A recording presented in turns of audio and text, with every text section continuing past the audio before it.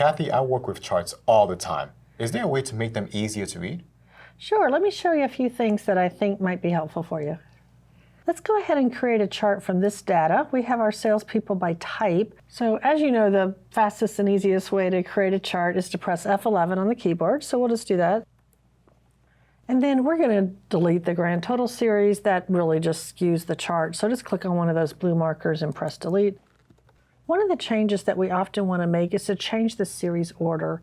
So these are graphed in the same order they are in the worksheet: beverages, then dairy, then fruit, then snacks.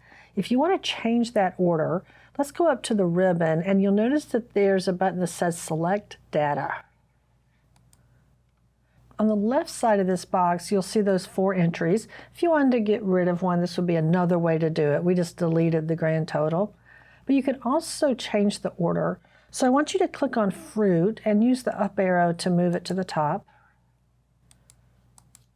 Then I want dairy next, then snacks, and we're going to have beverages last. Go ahead and choose OK. And now that's a pretty straightforward way to change that order without having to affect the original data.